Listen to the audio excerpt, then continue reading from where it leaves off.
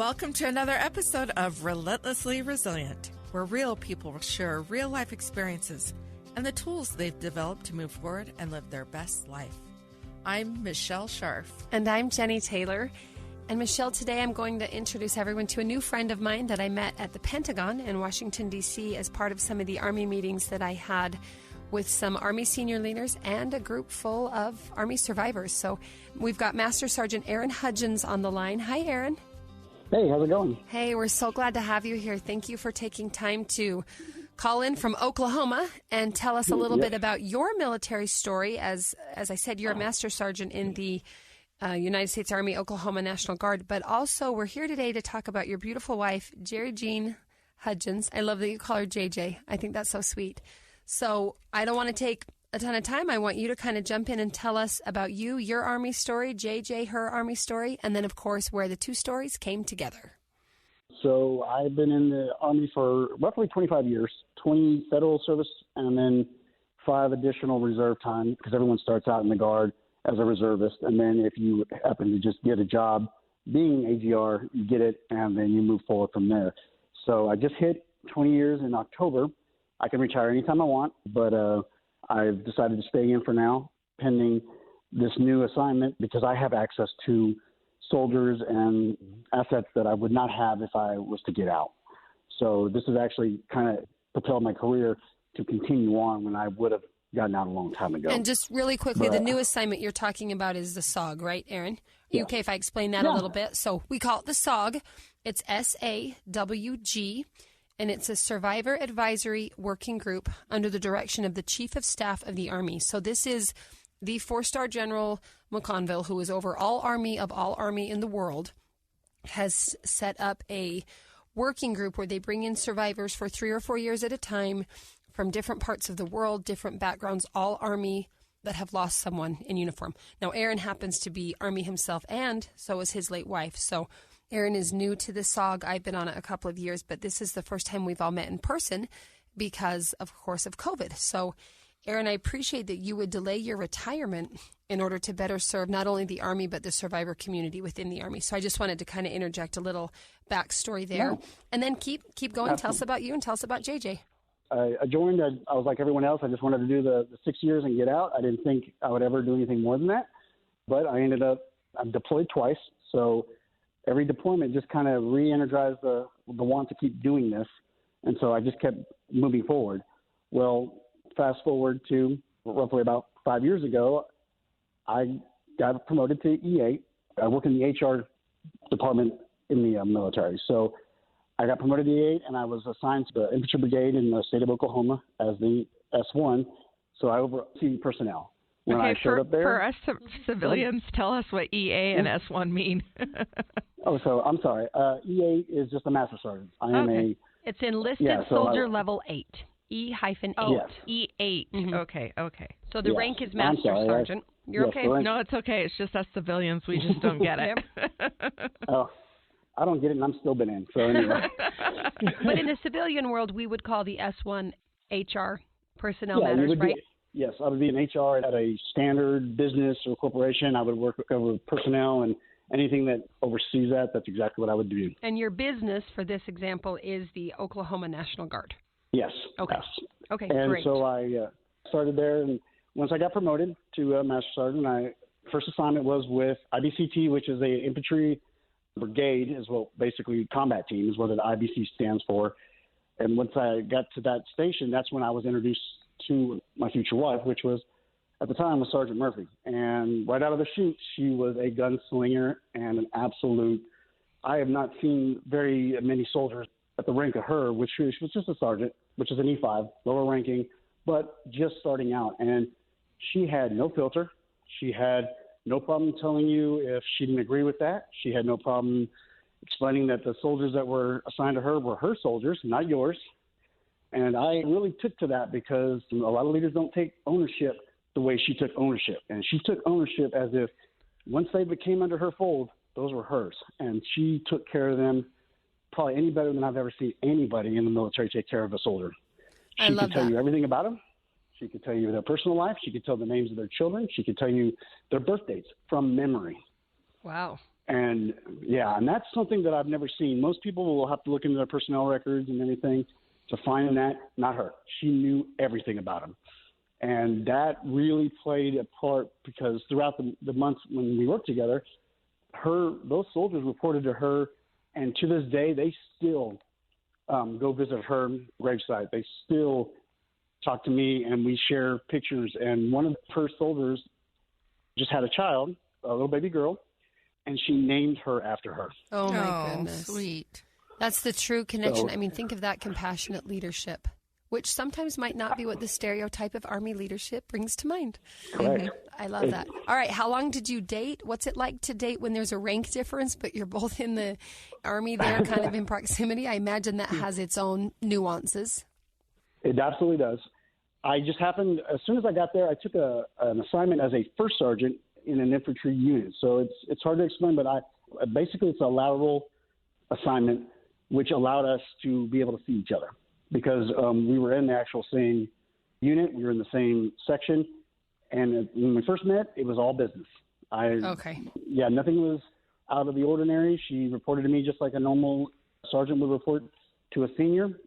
That was the extent of it. Now, probably about a year into it, and then I'd already moved to another assignment when we started to actually engage and have an opportunity to actually have a relationship. And that's when she introduced me to her daughters.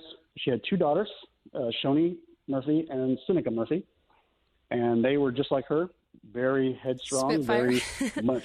very much so. And anytime something would go wrong, she would absolutely call me directly and let me know. She did not agree with that or that policy. And she had no problem with the rank difference at all. Matter of fact, it almost played no bearing in our relationship. Only at work or when there was a work question or a situation, she would ask for my advice or mentorship. But other than that, she was You were her able own to be on individual. equal ground. Absolutely. And that was something it's very difficult to do that in the military because you're so used to being separated. There is a difference, and there is certain ranks do not mix with other certain ranks. Sure. So, and that's a very normal. So, all right. Yeah, so she's in the Army. You're in the Army. She's got the two Yep. daughters. Do you have any children from any previous relationships? I do. I have 3 sons. One just graduated on Friday. Oh, congratulations. So, thank you. It was a blast. It was bittersweet to see him go across the stage. So I was very much a very proud father. So a bit of a Brady bunch here. We did. So we introduced the children by going on we went down to Lawton and had a nature hike and just kind of climbed Mount Scott and just did a little hiking trip. And we wanted to kind of see how the kids would mix because, because you have teenagers and those are kind of hit and miss. Oh, yeah. So, and they melted and melded almost immediately. Oh, that's great. And it was something I've never seen before. It was actually really reassuring because kids can make and break a relationship when you're blended. Absolutely. Yeah. So it went off really well. And we just kind of played it off as, oh, no, we're just friends. And the 2 girls in about 5 minutes were like, no, you're not. No, we're Those not are sharp that girls. For a second. Yes, they are. So we went ahead and said, yes, we have been seeing each other. And so then they were like, oh, okay. So from then on, we just moved forward. And we started going back and forth between each other's houses for a while before we finally said, you know what, we're going to get a house together. Because it didn't take us very long before we just felt that this is right. This is where we should be. This is who we should be with. We had every aspect of our life we had already revealed to each other, for any skeletons in the closet. We knew each other's darkest, deepest secrets, and neither one of us ran. So that was always a plus. That's always a good sign. Yes. So we went ahead and we married. When did you get married, Aaron? What month and year? So we have 2 wedding dates. Her idea was, I want to marry you in your hometown, and you can marry me in my hometown. Oh, so we that's sweet. So we went to Arizona and married just before the sun went down. As the sun was setting, we married in my hometown, Mesa, Arizona, and then we drove back the very next morning. And where was her hometown? Her hometown is Norman, Oklahoma. Okay. So as soon as we got home, we set it up in Norman and brought the friends and family in, and we got married in our living room of our house. I love that. When was that calendar-wise, like timeline? January 12th, 2018, we are officially married. Okay. We're going to take a break if we can for a second. After we've gotten this great introduction and this love story that sounds like even the kids agree this is a good match. You can make the rank work. You can make children work. You can make the blend work. Like, that's a lot. And you guys are doing great with it. We're going to take a break and come back and find out what happens as the year 2018 progresses. We'll be right back. Absolutely.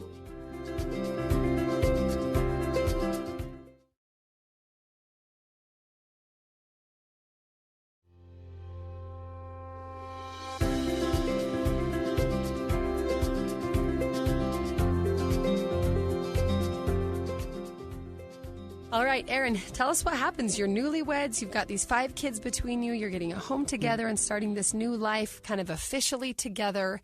You're both still in the Army. So can you walk us through what happens with your service and JJ's?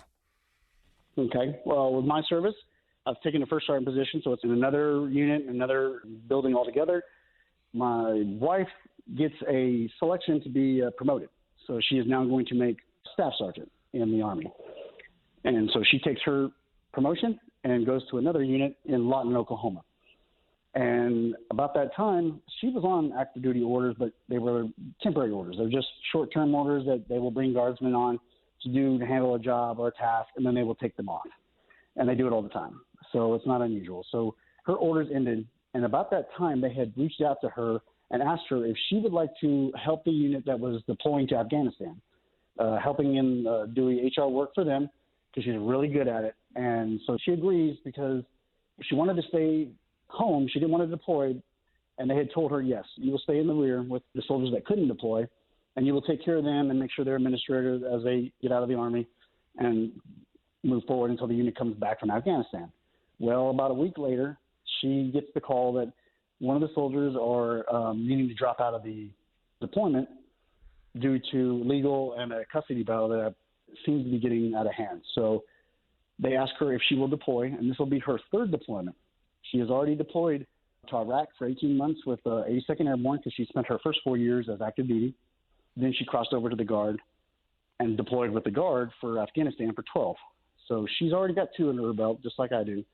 And they ask her for a 3rd. Now, she doesn't want to go. She fights it for at least 2 to 3 days, but her conscience really ate at her because this is why you join. You join the military, that, there is a chance, you're going to deploy.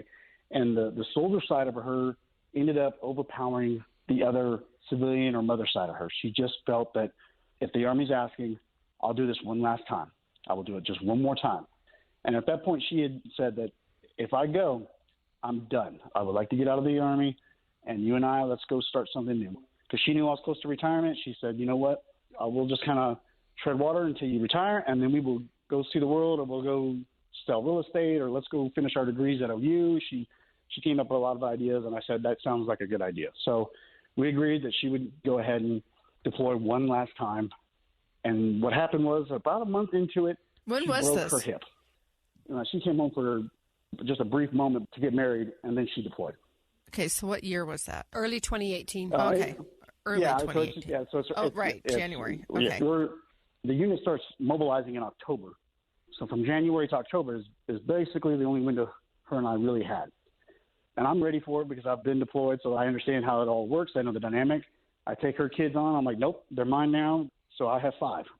And she focuses on taking care of the soldiers in the unit. And about a month into it, she injures herself at Fort Bliss and breaks her hip. So when she breaks her hip, they immediately emergency surgery to try to repair. They had found 2 cysts that had caused the break, and she starts recovering down at Fort Bliss for a little bit before they move her down to the WTU, which is a Wounded Warriors transitional, where they pretty much do all the rest of the care for you until you're ready to go home. And that is down at 2 places. There's one at Fort Riley and there's one at Fort Hood, Texas. Well, they sent her down to Fort Hood, Texas, and that's where she's there for the remainder of the time until around April. They give her the diagnosis that even though she's pretty much healed and she's okay, she will never walk the same way again. And Wow. She will have a little bit of a limp, and her military career is now going to come to an end. They were starting the process, and everything was in the mix to medically discharge her, and that's when things started to spiral. She wanted to go out on her terms. I think there was a little sense of pride in the fact that she was a really good athlete in high school. Now that she can't even run, she couldn't lift weights. So she was having a very hard time accepting the fact that she couldn't do a lot of things that she could have. And she had this really bad limp that subconsciously really did a number for her. So when she did finally come home, it was rough. She was in a wheelchair, then progressed into crutches, and then finally she was independent. But that was the defining moment where I wasn't necessarily seeing the signs. I was just seeing that she was starting to look inward more and say things that she normally would not say. She started feeling sorry for herself, which she had never done before. She was always very prideful. She was very, nope, I can do this. I'm very independent. She was extremely strong-willed, and she was starting to see, it felt almost as if she was going to have to be dependent on somebody to help her. And I think that's where it started to slowly spiral. And it was slow because she didn't give any of the signs that I've been trained, or her and I both have been through the Army's program, which is called ACE. It's a program designed for us to look for the symptoms, look for the characteristics of someone that is starting to be suicidal. So she knew everything that we would look for. And she knew that I would be looking for the same things. So she started to hide all her mannerisms and what she would say and how she would say it. And she was purposely trying to paint a picture that she was totally okay, but she was absolutely in a lot of pain internally, just knowing that here in a couple of weeks or a month or two, her career would be completely over, and now she would be faced with, what does she really have to do? Like, not having that fallback is sometimes very difficult to accept. Yeah. Did she talk to you at all about feeling that loss of, like, what am I supposed to do now? And, you know, I think for someone like me, I'm a civilian, so I appreciate the service of those that are willing to serve. But, like, you know, in my mind, a medical discharge is an honorable discharge. I mean, yeah, absolutely, it is. You can't forfeit, you know, I mean, your body can only take so much, and her breaking her hip wasn't her fault, and there's obviously some other medical things going on with that. So, like, try to, like, explain to me that side of, like, was she talking to you at all about, like, what am I supposed to do now? And I didn't want to leave this way. I wanted to leave when I was ready. Yeah, no, she said that on a few occasions. That she wanted to leave on her terms, and even though we had discussed, hey, you know, when she gets back from this deployment, she was going to go ahead and get on out. Sometimes you say things at the moment, and then later on in life you go, no, I think I'm going to stay in and do some more. Because, you know, I told, after the death of my wife, I told everybody I was done. I told, like, my leadership, I told the general, when my time is up, I'm going to take my papers and I'm going to move on about my life. And everyone was fully prepared and expected me to retire like I said I was going to. And then I didn't. Right. So I feel that's exactly what she was doing. Yeah. You know, and those transitional parts of our life, I get that, you know. We sometimes think that we're going to go one way, and then we're like, well, actually, I think I'm going to go this other way. So, yeah, that's interesting. So tell us about what happened. Okay. So they had put her on quite a bit of medication for the bone graft and everything to take. And so she had started seeing a counselor, and when she came back from Fort Hood, she had a box of medication. And I cannot tell you what it was. I couldn't. Some of the names on it, I would have to, like, Google because they didn't even sound like they were medications. But she had just literally a small box of just pill bottles. And I don't know which one she took when she took them and how she took them. I just know that she had them, and she had them in a spot, and I'd just see her crack open a couple, and she would take them when she said she was supposed to, and I believed her, and I didn't think anything about it. The night of her death, we had went out to the Norman Music Festival because her brother is a musician. He was performing, so we went out there to see him perform. And I had not seen her take any of her medication. Anytime she would drink alcohol, I never saw her take her meds.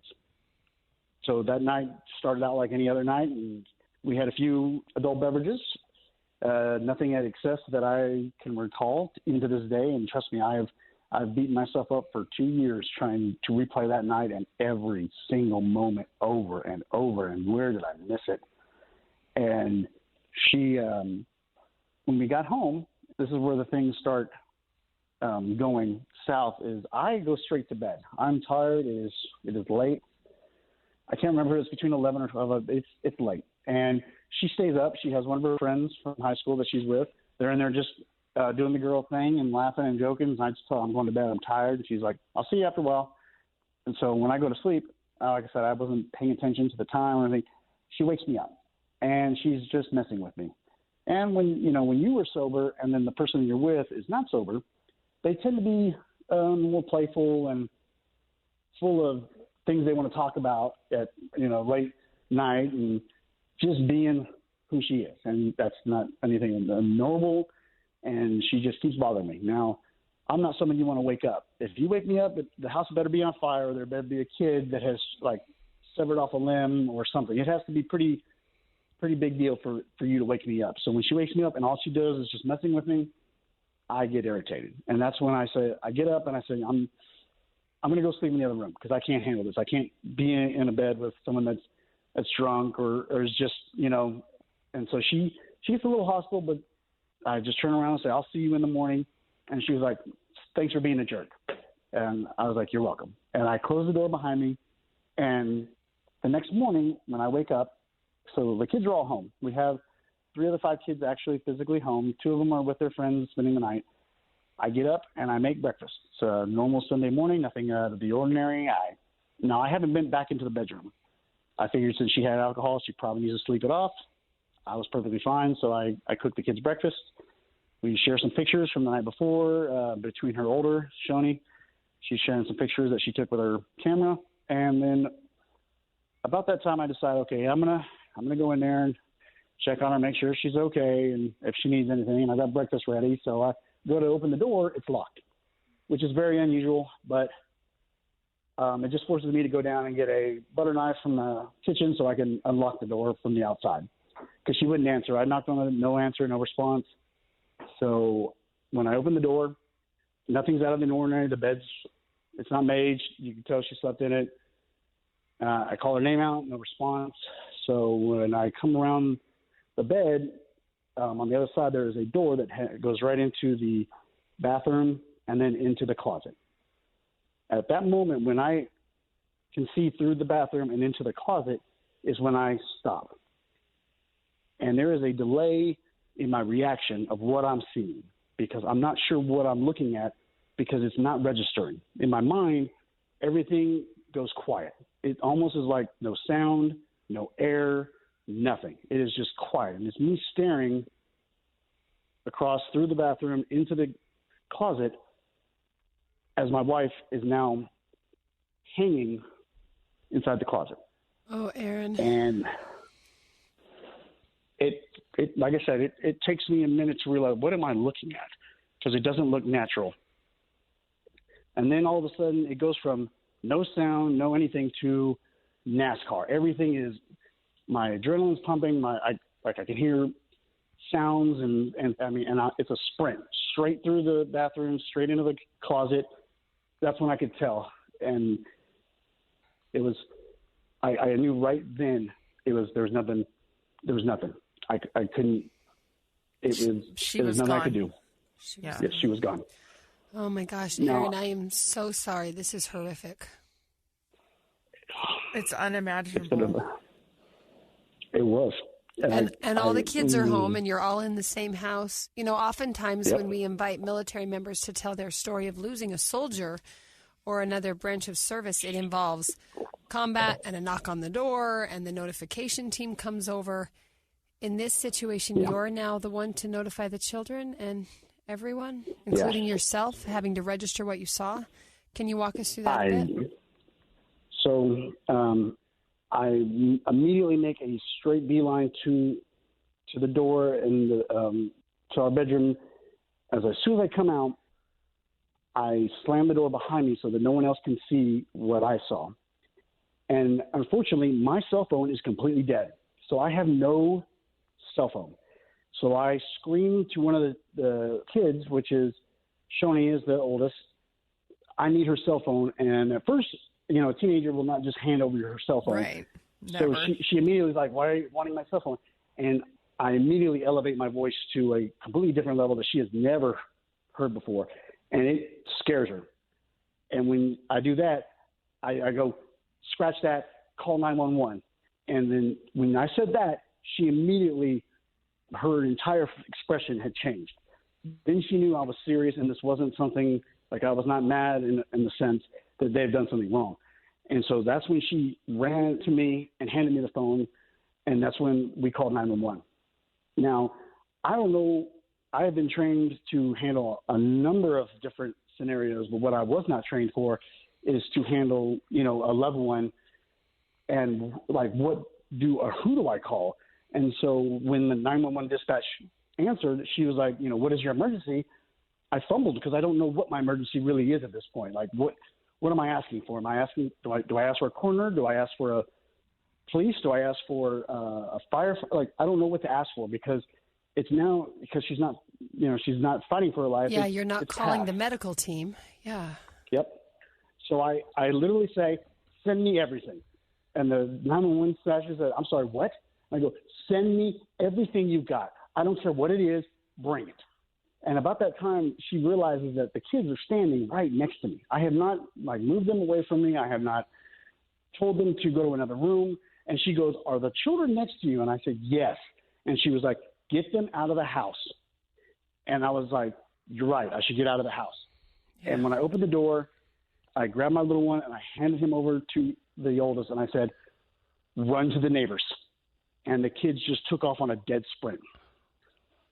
And they were completely panicking. They don't know what's going on. I haven't said anything yet. And so I start attempting to walk out of the house, and that's when everything hits me. The shock, what's actually just transpired, what I have just saw, and I literally stumble and I pass right out into my front yard. And I've still got the 911 operator online, and she's I can hear her trying to contact me or talk to me, but I'm not. You're not really coherent. Saying, yeah. Nope. And I'm just sitting in my front yard on my knees, trying to comprehend what is going on? What is my next move? What am I supposed to do? Who am I supposed to call? I'm trying to run through a list, based on my experiences in my deployments and in what I've been trained in the Army, and none of it is lining up. Nothing. I am completely lost as to where do I go from here. And I end up hanging up on the 911 dispatcher completely, and I call my chain of command out of just mental, what we normally do in case, something happens. You immediately inform your chain of command. So it made sense to me at the time. I call my my officer, and he is completely dumbfounded as he can't get me to talk right. I'm screaming into my phone, and I'm trying to tell him what's happening, and he's even more confused than I am. And finally, because he can't get me to be coherent enough, he ends up hanging up on me, but then calls me back to give me a second to reset, which gave me about 5 seconds to okay. Take a deep breath. All right. And then he calls me right back. And then he was like, what happened? And so then I kind of walk him through it, and he goes, okay, did you call 911? Yes. He goes, stop talking to me. Handle it. Like he went into a complete, this is what you need to do. Make it happen. Understand me? And I was like, yes, sir. He hung right up. And about that time, my neighbor had come out to mow his lawn and saw me sitting in my front yard. And he just looked at me and just, you okay, Aaron? And I was like, no, I am not. And that kind of gave him the idea. And he comes right over to me. And when I tried to tell him what's going on, he immediately was like, I got you. No more, I got you. And he went over, closed the front door, got me some water. And then about that time, the police show up. Now, what's crazy is the police officer that shows up is our other neighbor that gets called out. So now I am facing my neighbor, who I'm very good friends with, and he's just looking at me, and he already knows. And I'm just sitting there, and he just walks right up, and he stands there, and you want to get in my car? Because it was, Oklahoma heat. and I was sweating. I was completely dehydrated. Yeah, your body's completely in physical shock. It really was, and I can tell you that it is not something easily, and you don't realize you are until I stood up, and when he put me in the squad car, that's when I realized, I'm like, oh, I am messed up. I couldn't even get into the car. I kind of just laid right there in the door frame, and I didn't even have enough strength to get into the seat of the car. And he tried to help me into the seat, but I was completely dead weight. He was like, I'm just going to turn the air conditioner on high. When you have the strength, get in. And so I sat there for a little bit before he started saying, you want me to call some people? And I was like, yes. But the problem with it is I had my daughter's phone, not my phone. Right. So I don't know her contacts. So I had to have him go in there and grab my phone and then come back. So he brings it back, and that's when I start calling family members one at a time. And that is hands down the most brutal experience I've ever experienced, telling JJ's mother that something has happened and she needs to come right now, and having to tell her father, and then having to tell my mother and my grandmother, and I won't explain it. They're asking a ton of questions, and what do you mean? And I'm just get here, just get here.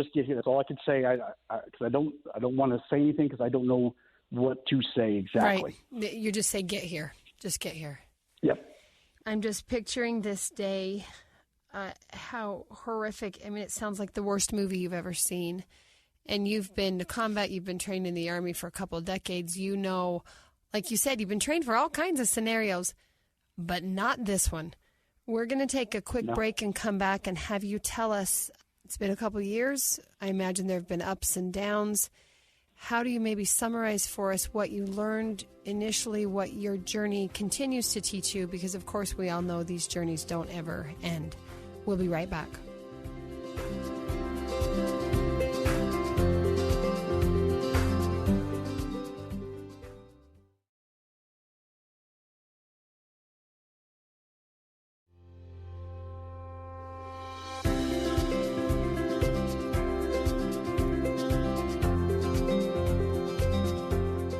Okay, Aaron, so you've gone through this horrific day. You've got law enforcement, you're notifying family, the children are with the neighbors. I imagine your head is still spinning, your body's giving out. How have you gotten from that day to today? What have you learned about mental illness? What are you learning through this journey? And then let's talk a little bit about the resilience you've needed to simply get out of bed in the morning and put one foot in front of the other. So, yes, moving forward, it's hard to move forward when you're in the profession that I'm in, because, AGR, it's a small world. We all work together. Everyone knows everybody. And when something like this happens, they send out a report called a SEER report, and it tells you in detail, hey, this is what happened. These are the people involved. And, anyone that's in a leadership position will get this report. This is not anything unusual. So everybody knows my business within 48 hours of it happening. And so when I finally decide to come back to work, that is probably one of the hardest decisions, because now I have to face everybody at work, and they know the majority of what happened. Some of them are speculating. Some of them are, that's when you learn real quick, like, who are your true friends and who are just people that you associate with at work. And throughout the years, the longer you stay in, you learn things that have been said behind your back and things that you're just like, wow, that's dark. And, and to think that someone would even think that you're capable of certain things is hard to really comprehend. And so when I did go back to work, it was a struggle, and it was a fight I kept looking at the dates of how long do I have to survive this? How much longer do I have to do this before I can put in my letter and get out? And that was I just counted days, as I've got, so many days before I can drop my letter, which is your letter for retirement. I counted every day. And it starts out with I just got to make it through an hour. I just got to make it through an hour. Okay, now I'm going to make it to the end of the day. And then it turns into a week. I can just make it to the end of the week. I'll be okay. If I could just make it to the end of the month. And then when I make it to the end of the year, and so it starts out like that. It's a slow, I just got to survive. I just got to survive. You come into the fight or flight mode, and you start looking at I need basics. I don't need anything else. I cut everything off. I don't need television. I just need enough food to survive. So I cut my rations almost in half just to because I go into like a survival mode of, okay, I don't need that.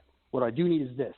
And like certain people that would talk to me, my conversations were short and to the point. I would leave in the middle of conversations. Sometimes I'd get to work and sit down, then turn right back around and leave. I wouldn't tell anybody. I wouldn't like tell my chain of command. I just left. I just couldn't. It was hard to like go back to the same building where you met your wife and you worked together, and then all of a sudden now you have to go back to it and actually function. And the military has a very short span of, we'll let you grieve, but you need to get your head back in the game and push forward. And so that grieving process is not very long, because we've all been in where we have lost sisters and brothers in combat, and people are just forced to take that minute, but now move forward. And so once they came back, our leadership was like, okay, start moving forward. It sounds great on paper and an email and even a text. Yeah, it's just not linear grief. Yeah. It just doesn't work that way. But then when you try to move forward, and when you try to actually apply it, that's when you find out your plan has gone to crap in a handbasket. And so that's exactly what happened. I thought I was ready. I made an attempt, and for the first 2 years afterwards, it was a hit and miss. You didn't know what version of Master Sergeant you were going to get. I'd go rogue. Sometimes I would smart off. I would say things that I had never said in my entire career. I had no problem telling people where they stood in my life. If I knew that you said something before, I was very blunt, and I would call you out on it. And that was not who I was. So there was a whole new version of me, and it was very almost animalistic, like hostile. Like, nope. And so I'm curious, I really had a hard time. Did something happen after that first couple of years to transition, or did you just kind of feel yourself maybe transitioning gradually, or was it kind of a moment? You said that first couple of years was so hard. So the kids, we were sitting down talking one night, and the kids were like, hey, what are you going to do? Are you getting out or not? And I was like, no, I'm getting out. And they were like, well, why don't you go back to college and finish your degree? Because that was one of the things that JJ and I listed as we were going to do, because we live right next to OU. We are like, we could throw a stone and hit OU. So we were big OU fans, and I was like, yeah, I remember talking about that. And so the kids just kept arguing, like, just do it. And so I applied to OU, and I got in. And that's the turning point. That's where my focus changed. It changed my focus of, woe is me, to, wait a minute, you still got some fight left in you, and the fight can be not internal, but it can be external, and you can fight to show your children you can pass this, you can continue to move forward, and you can be successful. When they saw that, that's when it clicked that I need to do this not only for myself, but my kids need to see me do it.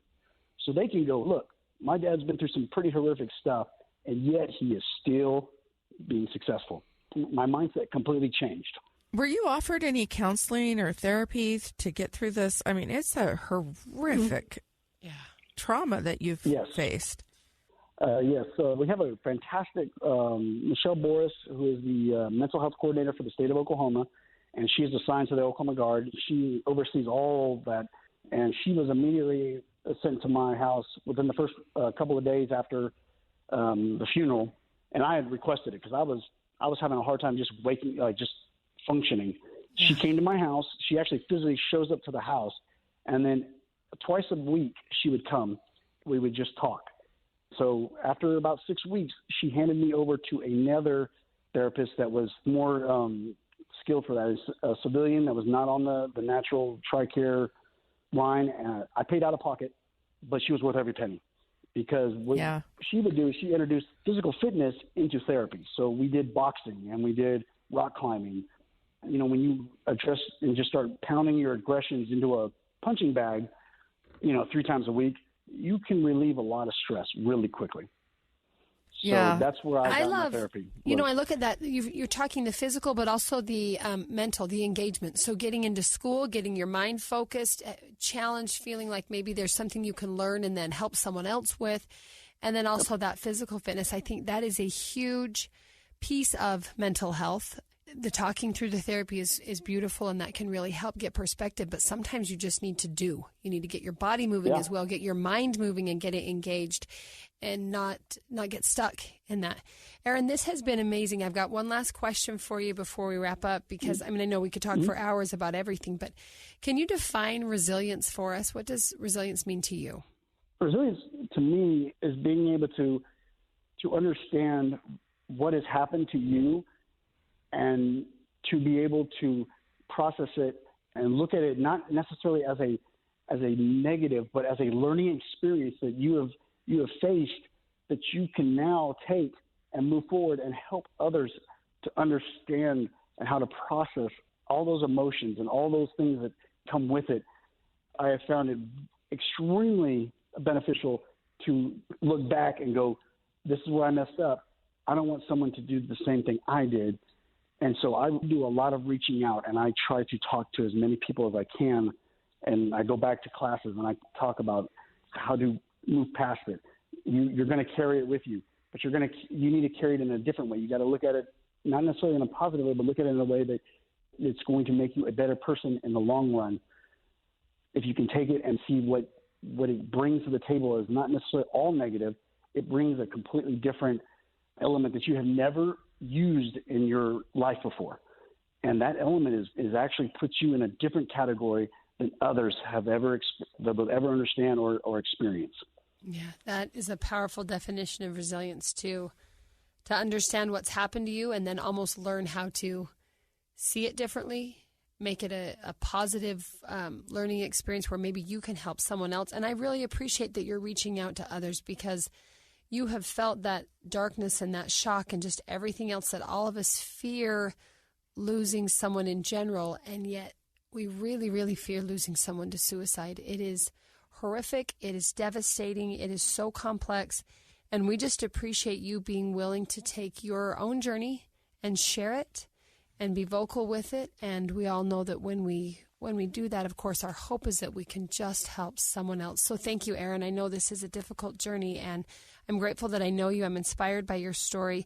And I love what you said, that, we're going to be honest about the stuff we did wrong or the way we mishandled our grief or mishandled our emotions. And then we're going to learn how to move forward better, rather than beating ourselves up over it and getting stuck in what we messed up. So thank you for all of that. It's been a powerful conversation. Thank you very much for having me. Thank you so much. It's been hard to listen to, but difficult. Also inspiring to know that you can go through something like that and find your way out of it. So thank you for coming on today. Yeah.